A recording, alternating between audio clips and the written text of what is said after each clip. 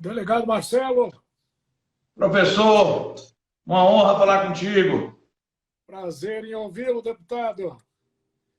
Sempre um prazer nosso. Muito bom, meus amigos.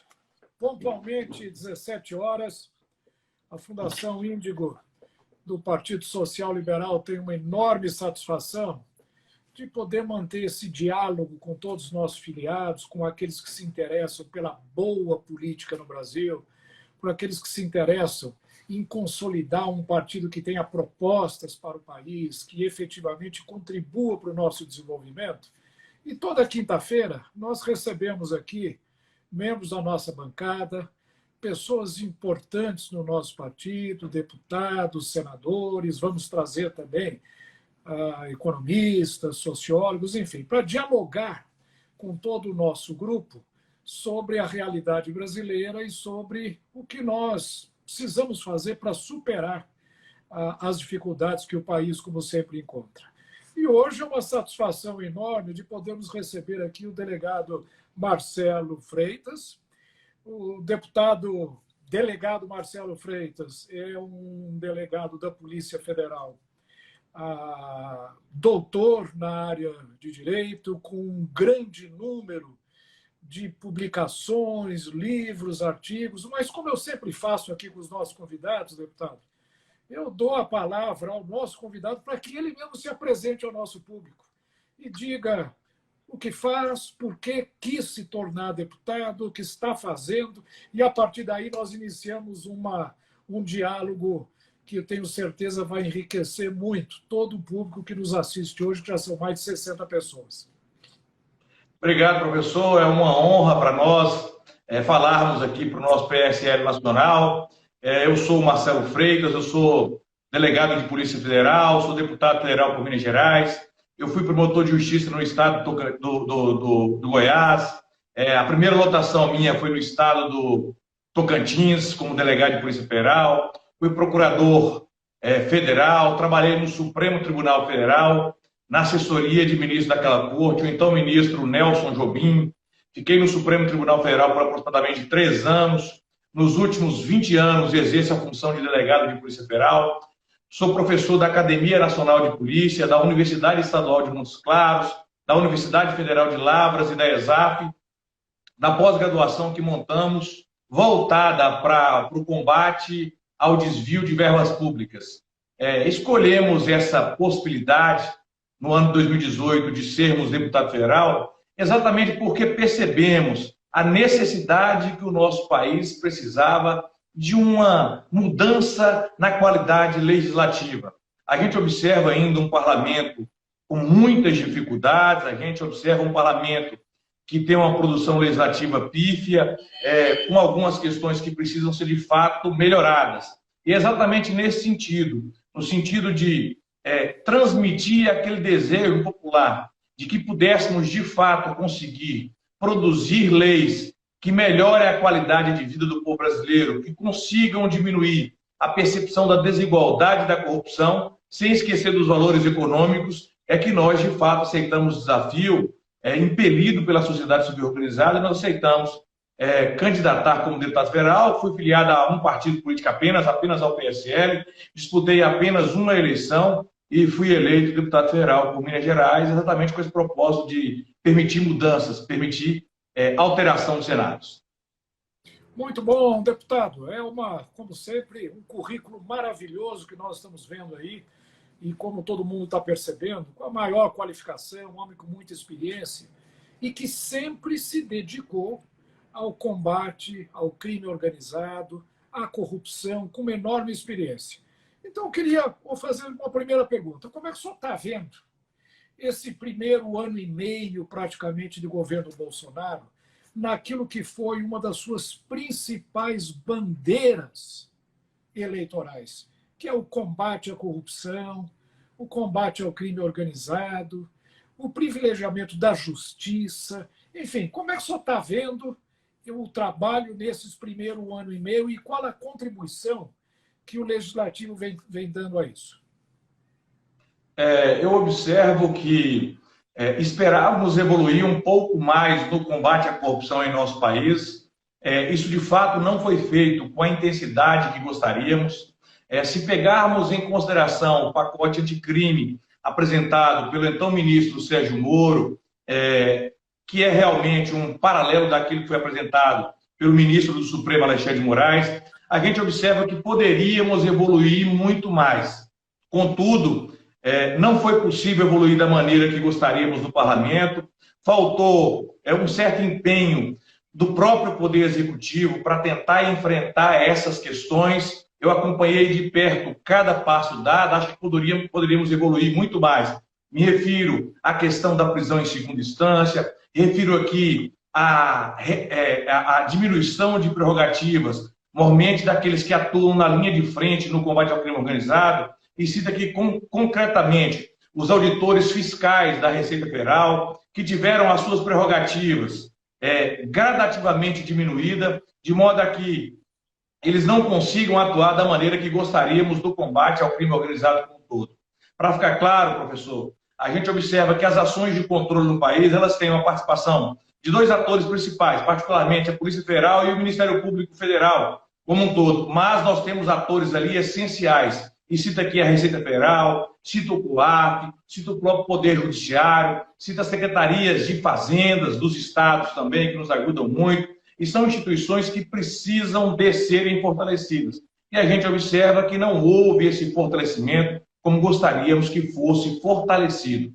As iniciativas legislativas... Por quê? O que aconteceu?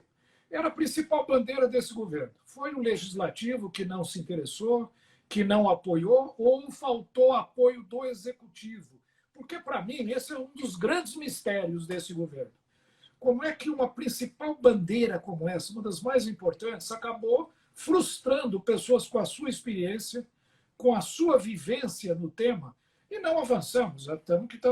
Estamos assistindo aí agora, inclusive, o abandono desse governo pelo ministro Sérgio Moro, que sempre foi um dos baluartes importantes dessa luta contra a corrupção.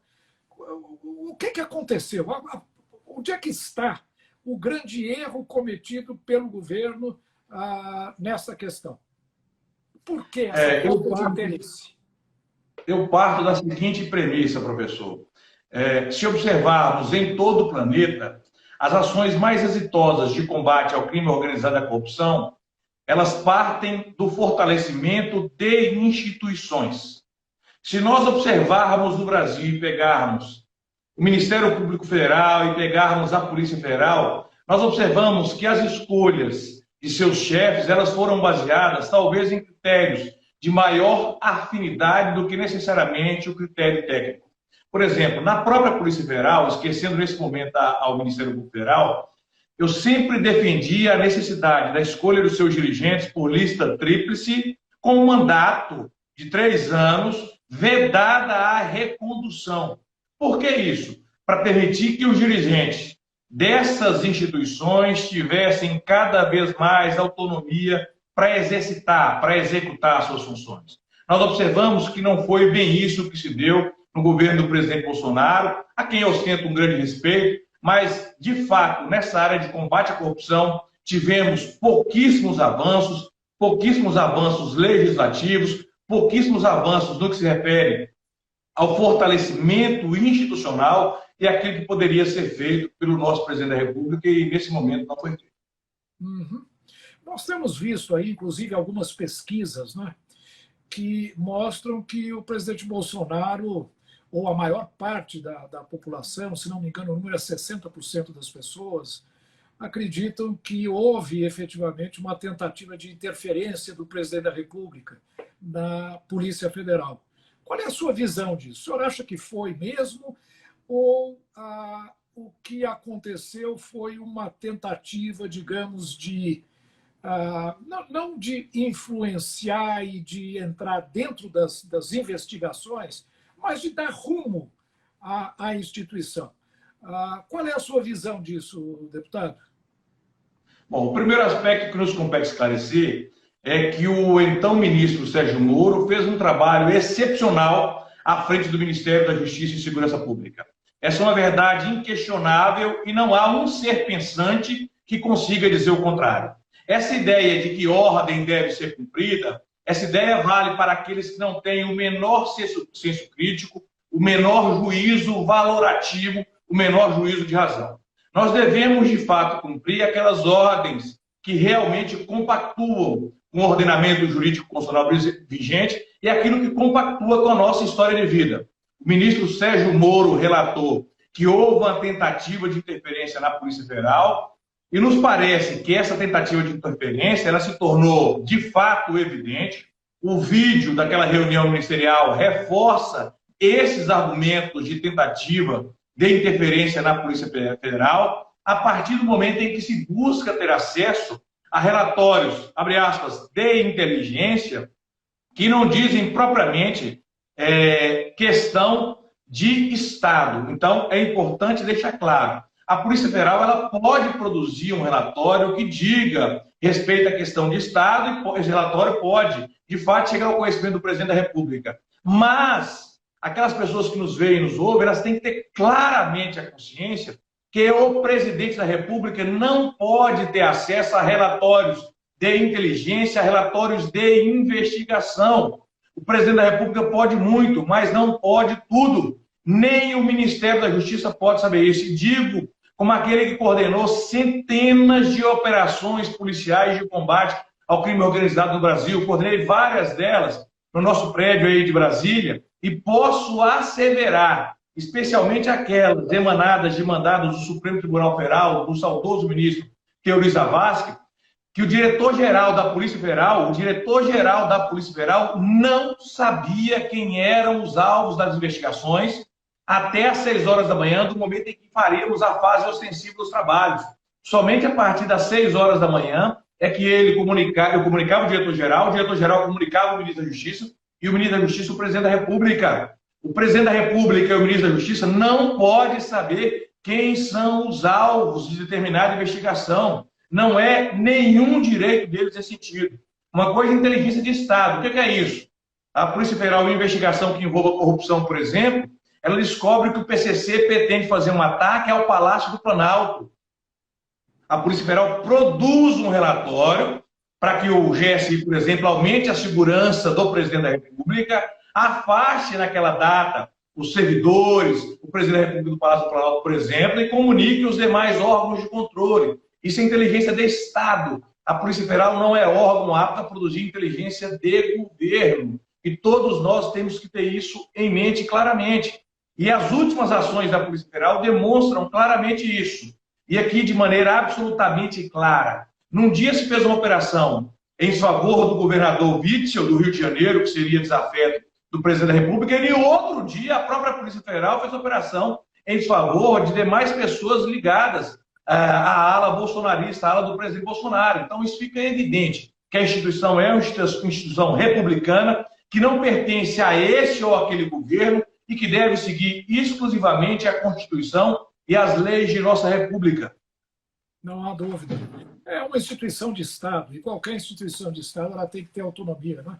Caso contrário, ela não vai cumprir o seu papel. É evidente que e algumas dessas investigações, inclusive, vão até contra determinados grupos da administração, determinados momentos do próprio Poder Executivo, portanto, ela tem que ter autonomia. Caso contrário, ela não vai estar desempenhando o seu papel. Eu lhe parabenizo por essa posição.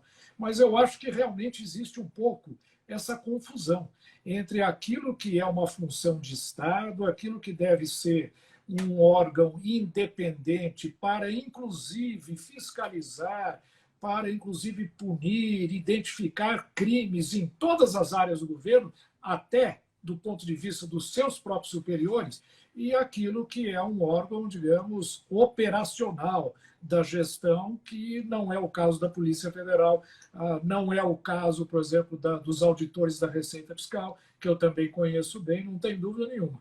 Agora, um dos grandes temas, deputado, que estão hoje aí praticamente monopolizando, né, todo o debate político, é a grande proatividade do Supremo Tribunal Federal em questões de investigações, agora falando na questão de fake news.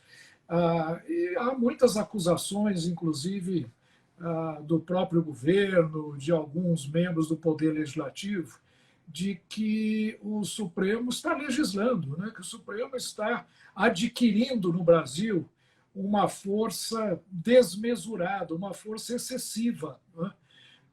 Na própria reunião ministerial também, o próprio presidente do Banco do Brasil chegou a mencionar que não apenas o Supremo, mas o Tribunal de Contas da União também está se imiscuindo na gestão do dia a dia da administração.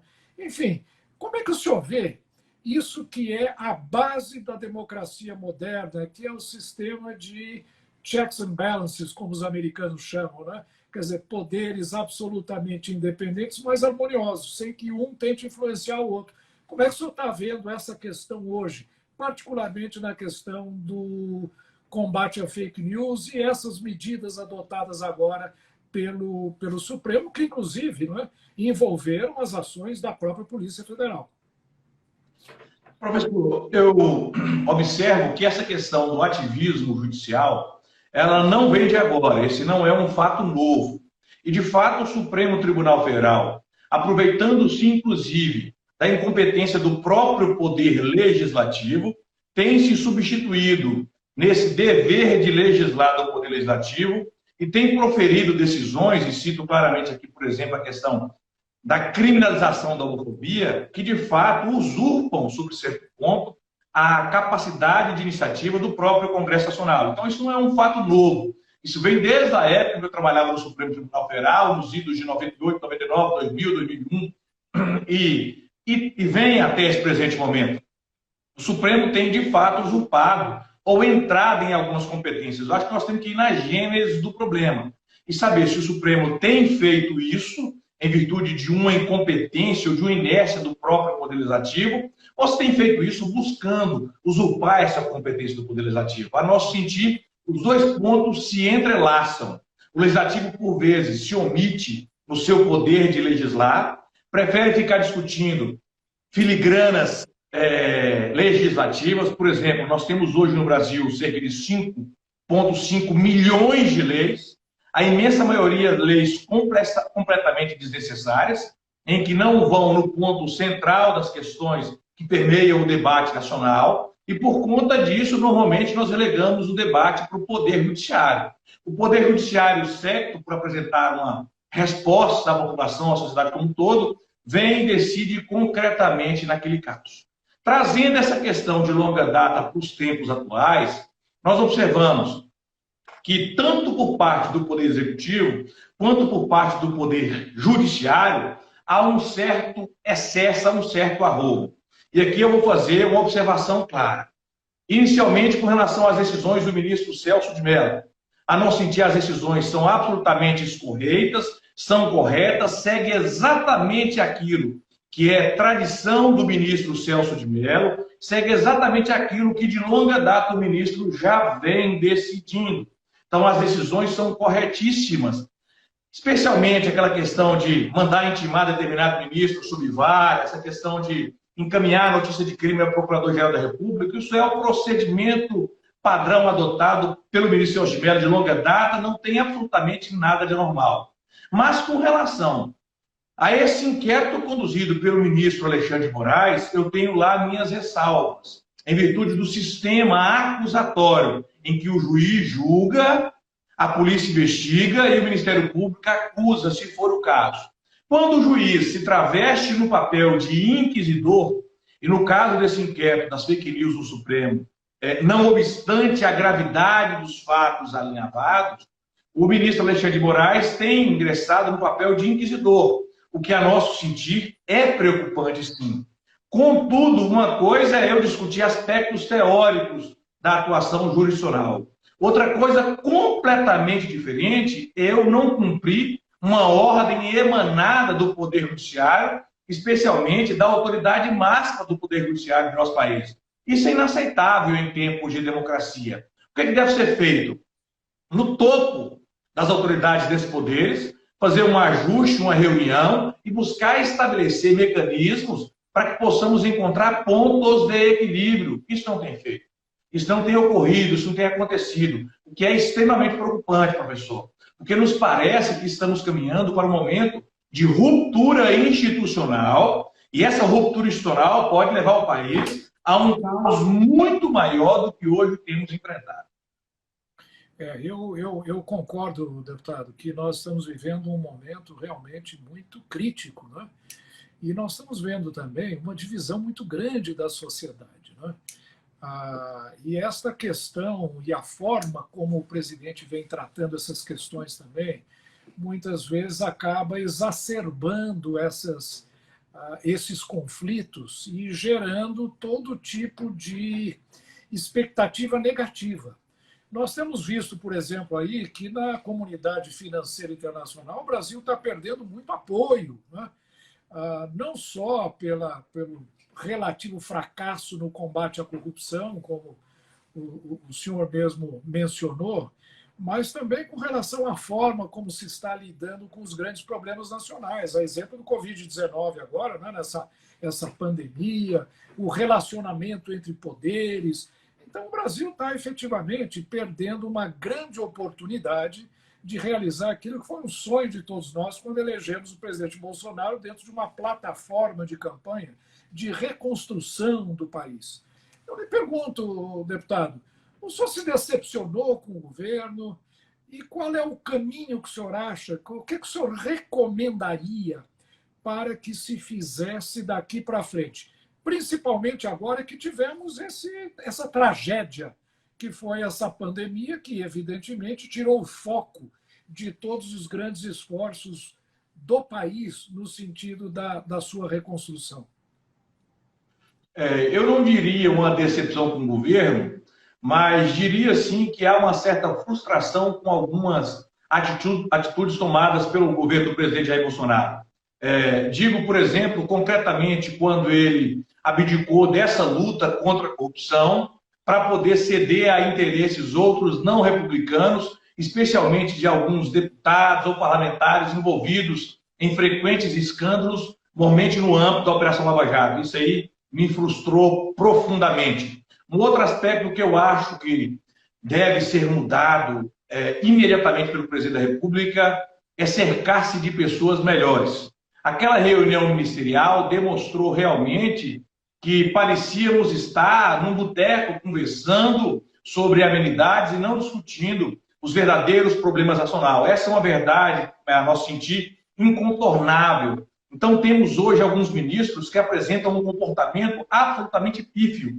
E cito concretamente o ministro da Educação, cito concretamente o ministro das Relações Exteriores, são pessoas destituídas de um conhecimento para ocupar esses cargos.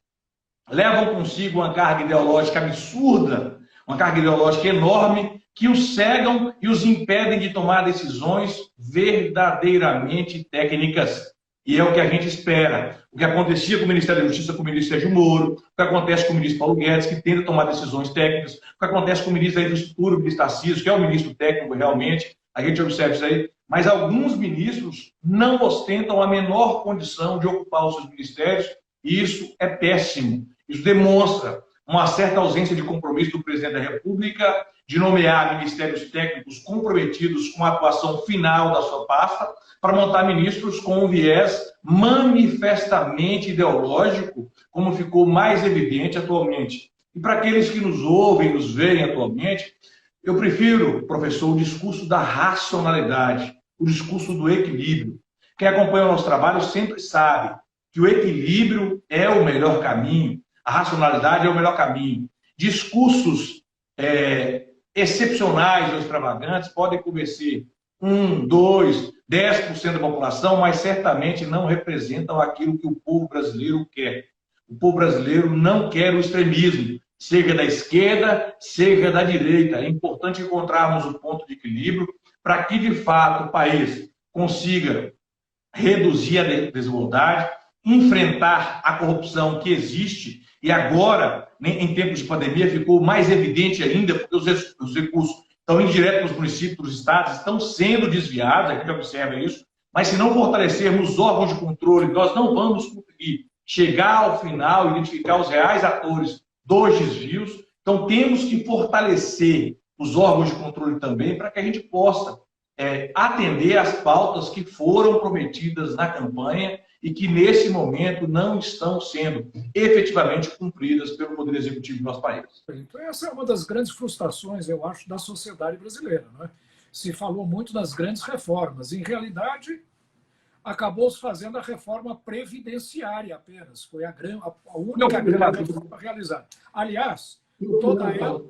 Como? Eu fui o relator dela na CCJ, na Comissão de Constituição e Justiça. Eu sei. Aliás, toda ela já, infelizmente, desgastada, não é, por essa crise econômica gigantesca que, com a elevação do desemprego, vai levar, evidentemente, a grandes problemas no sistema de financiamento da nossa Previdência, com desemprego que pode chegar agora em 2020, segundo dizem, aí a 19% ou 20%, que é uma taxa elevadíssima para o nosso país. Então, eu pergunto o seguinte, quer dizer, eu vejo esse governo como um governo com uma enorme dificuldade de diálogo com o Legislativo. Né? Se conseguiu fazer uma reforma que foi importante, sem dúvida alguma, ela marcou o início do processo, mas todo mundo esperava que essa reforma, deputado, ela fosse feita em 2 ou 3 meses, demorou 9 meses. Foi muito difícil. A participação, inclusive o envolvimento do próprio Legislativo na sua viabilização foi muito grande. Não houve uma articulação política muito forte. E hoje eu vejo o governo indo na direção inversa. Quer dizer, começa a fazer acordos com o Centrão para ganhar base política dentro do Legislativo, quem sabe para preservar a governabilidade e avançar em algumas reformas, mas também como um mecanismo de autoproteção do próprio Legislativo, do próprio Executivo frente às dificuldades que nós estamos enfrentando. Qual é a sua posição nisso? O senhor acha que o governo acabou perdendo o seu discurso quando começa a fazer essas negociações, distribuindo cargos aí a partidos políticos, etc., em troca de apoio parlamentar? Professor, essa pergunta ela é excepcional e eu me debruço sobre ela todos os dias, especialmente porque a minha campanha foi feita sem nenhum centavo de fundo partidário eleitoral, sem apoio de quem quer que seja. As pessoas, os eleitores de Minas Gerais, votaram em mim em virtude do meu trabalho, especialmente no combate à corrupção. Quando eu observo o que o presidente da República fez, ou os rumos que o governo federal tem tomado, eu vejo isso com extrema tristeza. E essa extrema tristeza ela passa inicialmente pelo Partido Social Liberal. O governo federal tinha 54 deputados na sua base, deputados esses, que sempre votaram com o governo sem qualquer custo.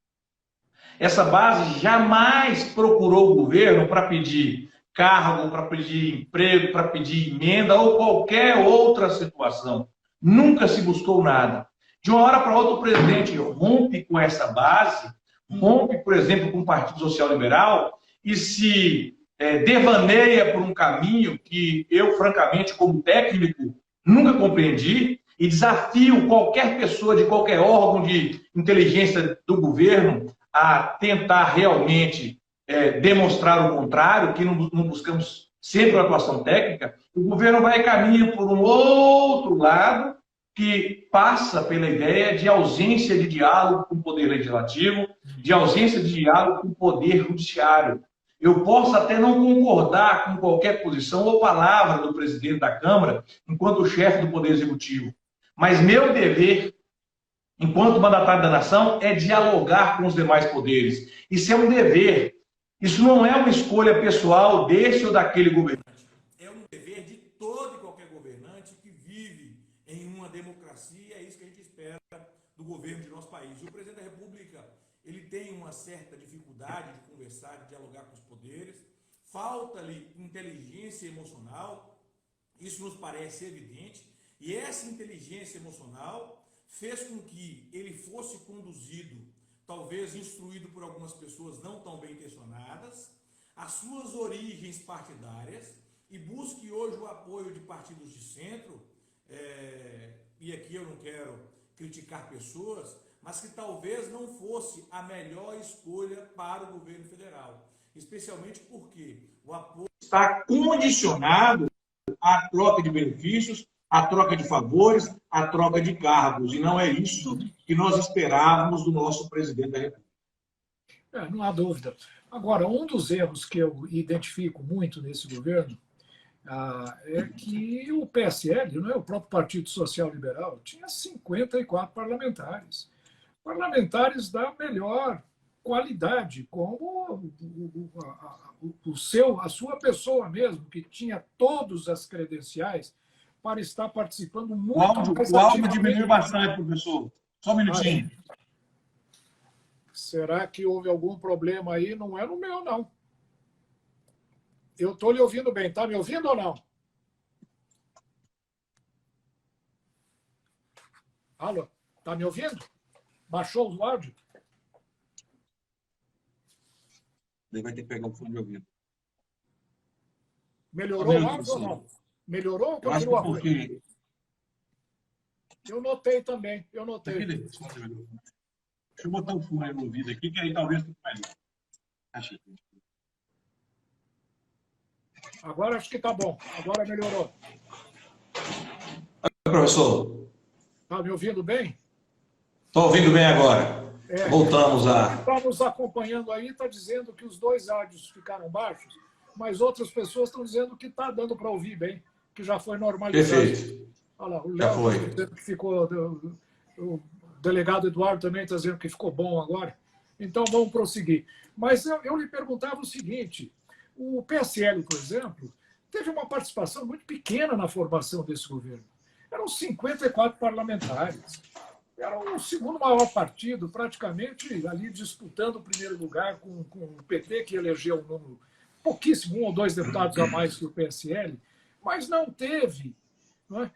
O governo não teve o cuidado de formar uma base e de dialogar com aqueles que ajudaram a eleger o presidente Bolsonaro. Isso é uma coisa muito estranha, porque ele é um deputado, está lá há quase 30 anos, esteve como deputado na Câmara dos Deputados, portanto, deveria conhecer bastante, né, esse trabalho, não toma lá da cá, mas selecionar realmente aqueles que merecem e deveriam estar no governo. Eu fui deputado federal também, até 2003, e a Câmara dos Deputados é uma representação do país. Existem elementos da melhor qualidade, da melhor formação em todos os partidos, como também existem as maçãs podres, aquelas que nós não selecionaríamos para montar o governo. Eu vejo que o presidente Bolsonaro ele errou ao não dialogar com o lado bom do legislativo, trazer um apoio parlamentar. E o grande início desse processo estava no próprio partido que o elegeu, que é o PSL. Por exemplo, poderia ter trazido a sua contribuição para o governo, contribuição de outras pessoas que conhecem muito bem as suas respectivas áreas de atuação.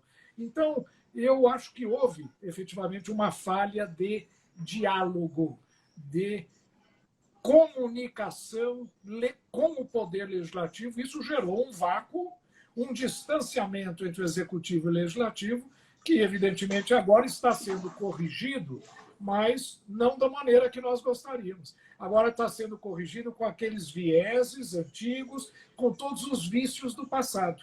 O senhor concorda com essa visão, deputado? Concordo integralmente. Eu observo de maneira clara que, naquele primeiro momento, o governo federal deixou de lado o seu principal partido, o PSL, uma base formada por um grupo muito positivo, e ele preferiu aqueles que apresentavam ausência de juízo crítico, uma ausência de criticidade, e seguiam cegamente as suas ordens. E eu, ao contrário, eu penso exatamente o seguinte: o meu maior aliado é aquele que me critica e me aponta o melhor caminho a ser seguido. Certamente esse caminho que o governo federal hoje escolhe não é o melhor caminho a ser seguido para a República.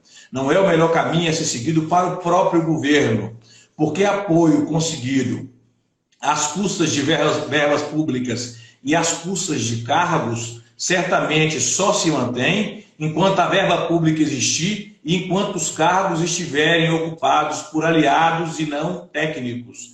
E nós tivemos na história recente a demonstração inequívoca de que essa troca de apoio por cargos, ela não é saudável, não é boa e conduz inevitavelmente a desvios, à corrupção e, por consequência, a atuação dos órgãos de controle para fazer voltar à normalidade institucional. Muito bom. Deputado, deixa agora mudando um pouco de assunto. Como é que o senhor vê a recuperação da economia brasileira daqui para frente? Nós estamos passando por um momento crítico, né? Um momento que esperamos que o PIB brasileiro tenha uma queda de 5, 6, 7, até 10% no ano de 2020. Nós vamos voltar aí a patamares de 10, 15 anos atrás, com taxas de desemprego extremamente elevadas, com todo tipo de problema econômico, perda de arrecadação muito significativa e, principalmente, não é, uma visibilidade externa muito negativa para o país, principalmente em função da forma como está sendo gerida esta crise, essa pandemia, não é, que acabou levando aí a paralisação da economia brasileira. Como é que o senhor está vendo a atuação do governo na criação de mecanismos de recuperação da economia assim que a fase mais crítica deste momento passar? Eu observo, professor, que o governo está deixando muito a desejar no enfrentamento a essa questão do crescimento econômico pós-pandemia. O governo se apressa a fazer a abertura da atividade econômica, a abertura dos comércios como um todo, em alguns municípios, em alguns estados, sem nenhum sentido fazer essa abertura, até mesmo porque não há leitos de UTI, não há capacidade hospitalar para poder receber os pacientes da Covid-19. E, ao tentar apressar esse retorno às atividades econômicas, ele deixa necessariamente de implementar medidas que poderiam resguardar o crescimento daqueles empresários que hoje estão prejudicados. Nós tivemos no Brasil um fechamento de mais de 600 mil empresas. Estamos observando a dificuldade que pequenos e médios empresários estão de acesso ao crédito, especialmente pelas instituições financeiras. As instituições financeiras não estão dando acesso ao crédito, então eu vejo com muita dificuldade que a gente consiga resgatar a economia a curto, médio prazo, ou seja, até 2022 eu não vejo possibilidade de resgate da economia em nosso país. O que nós vamos estar fazendo? Nós vamos simplesmente tentando cobrir o frio com um cobertor muito curto, porque as dificuldades serão imensas, sem esquecer da saúde pública, as dificuldades sobre o aspecto econômico serão terríveis em nosso país, porque eu observo que falta muita política para poder enfrentar essa questão política, especialmente do Poder Executivo. E deixo claro que muitas das iniciativas que hoje estão vigorando em nosso país partiram do Parlamento brasileiro, partiram de nós, deputados ou senadores, para enfrentar esse terrível momento que está acontecendo e que certamente tende a piorar nos próximos meses ou anos. Não tem dúvida. Uma coisa que me chama a atenção, deputado, é o crescimento do poder legislativo. Não é? O legislativo sempre foi um poder muito submisso ao poder executivo em administrações passadas. Nessa gestão, quem sabe por ausência de uma proatividade maior do executivo, o legislativo adquiriu uma visibilidade, uma proatividade muito maior. Não é? Então, é uma grande oportunidade para que deputados efetivamente façam valer os seus mandatos. Tem uma participação muito importante na reconstrução do país e na adoção de medidas na área de alívio econômico às empresas, aos trabalhadores, para que nós possamos recuperar a nossa economia. Mas eu vejo, no entanto, alguma dificuldade, né? Por exemplo, eu vejo aí uma oferta de crédito muito grande, mas na operacionalização os bancos criam uma certa dificuldade, o crédito não chega ao micro e pequeno empresário, foi oferecido apoio às empresas garantirem emprego, mas os empresários não estão recorrendo a esses recursos e, principalmente na área tributária, eu vejo o governo também sendo muito, muito, muito parcimonioso nas suas decisões. Porque daqui a pouco, meramente postergar pagamento por 1 ou 2 meses não vai resolver. As empresas, esses 2 meses ou 3 meses vão chegar. E as empresas perderam capacidade contributiva. Seria a hora de se fazer um grande refis, porque se ouve falar muito no Legislativo preparando um refis gigantesco, uma grande renegociação de toda a questão tributária nacional. O senhor acha que seria esse o caminho agora? E aproveitar para fazer a reforma tributária tão falada, tão cantada? Professor, o senhor levantou aí grandes problemas. O primeiro aspecto com relação ao fortalecimento do Poder Legislativo. O nosso colega, afinado deputado Luiz Flávio Gomes, ele repetia muito o Zaffaroni, que dizia o seguinte: se o século XIX foi o século do Poder Legislativo, o século XX foi o século do Poder Executivo, o século XXI seria o século do Poder Judiciário.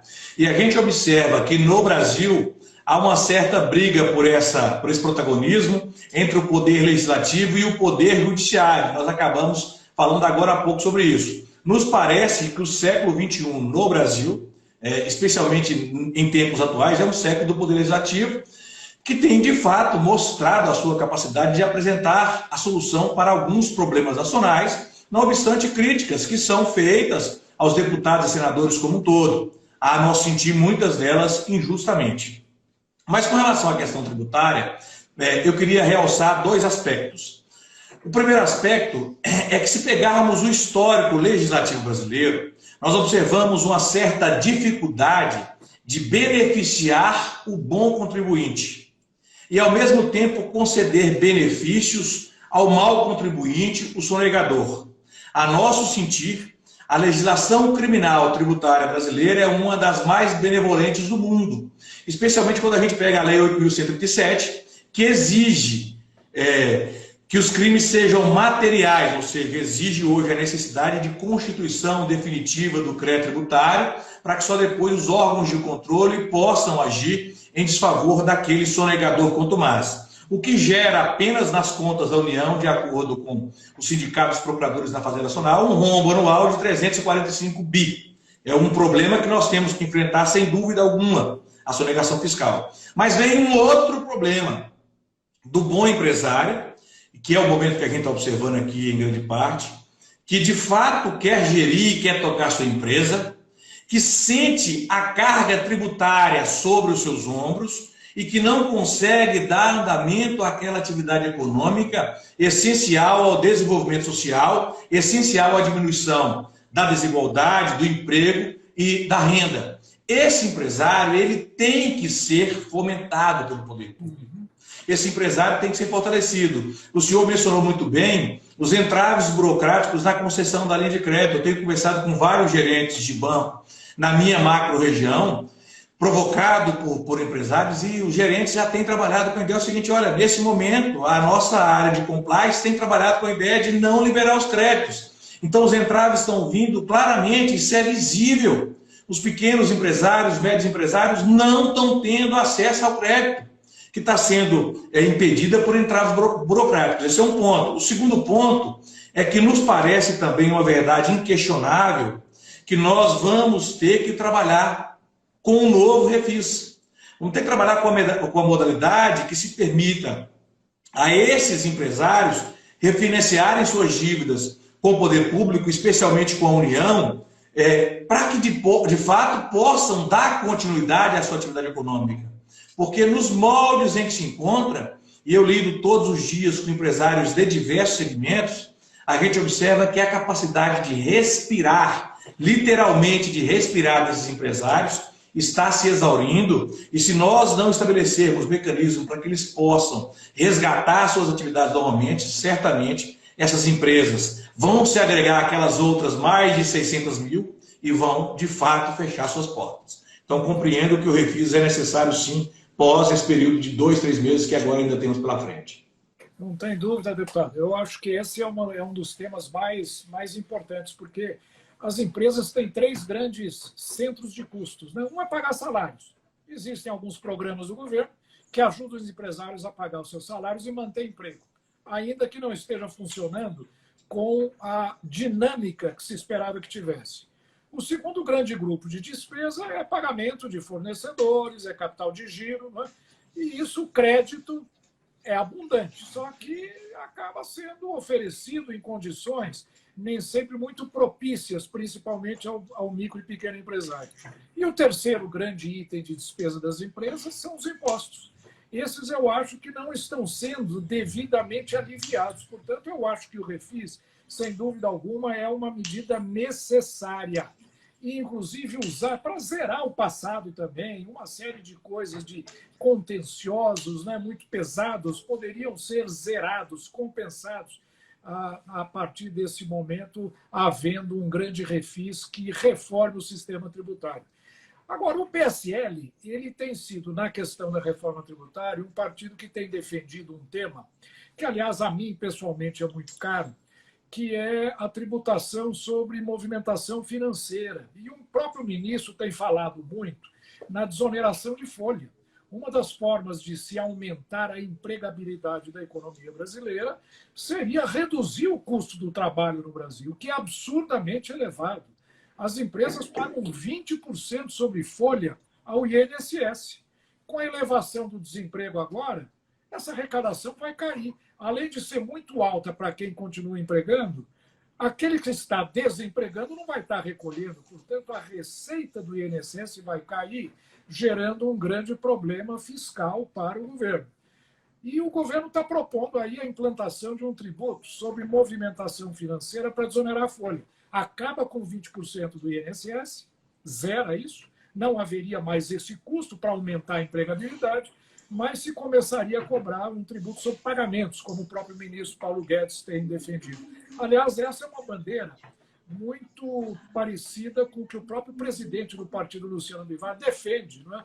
Numa das suas propostas de reforma tributária, uma das suas emendas à PEC 45. O senhor é a favor da implantação da desoneração de folha? Zerar o custo do trabalho, mas implantar no seu lugar, em substituição, um tributo sobre pagamentos?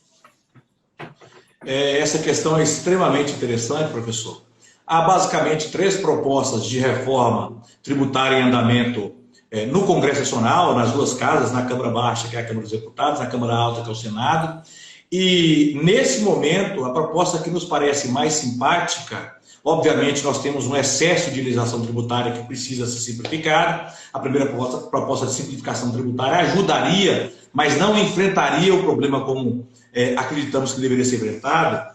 Uma das propostas que somos mais simpáticas é a proposta apresentada pelo nosso presidente Luciano Bivar. É uma proposta que, de fato, objetiva fazer a tributação em cima da movimentação financeira como um todo, o que vai fazer com que a gente consiga impedir uma sonegação fiscal gritante que ocorre no nosso país, já que a tributação vai se dar especificamente em cima da movimentação financeira, e nós compreendemos claramente que há uma enormidade de valores que são movimentados nas instituições financeiras oficiais de nosso país e que, de fato, não são sequer tributados. Nós compreendemos as dificuldades, as deficiências dos órgãos de controle, particularmente da Receita Federal, de conseguir acompanhar todas essas movimentações, e a gente observa que essas movimentações ficam à margem da lei.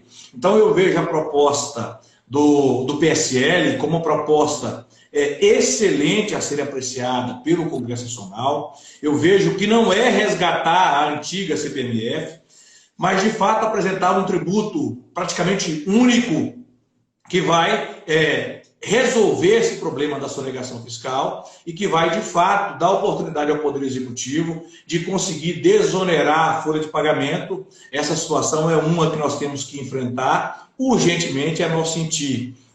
Pós-pandemia, nós devemos encontrar mecanismo para poder financiar essa desoneração.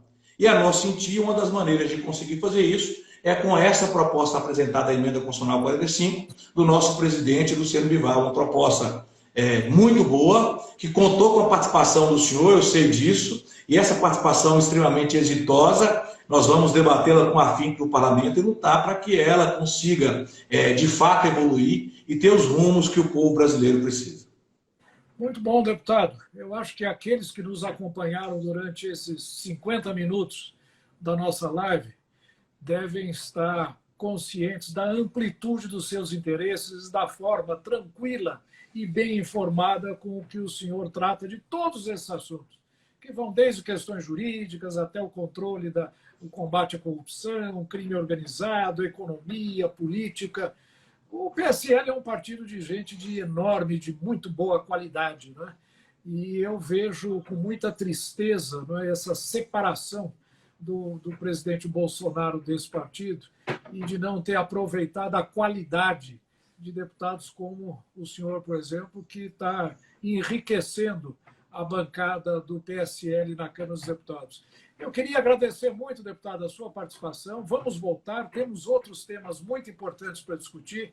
Queria lhe passar a palavra agora para se despedir dos nossos amigos que estão nos assistindo hoje e, como disse, lhe parabenizar pela profundidade com que tem tratado de todos esses assuntos. Tenho certeza que Minas Gerais deve estar muito orgulhosa de tê-lo elegido para a Câmara dos Deputados para representar esse grande Estado brasileiro na nossa federação.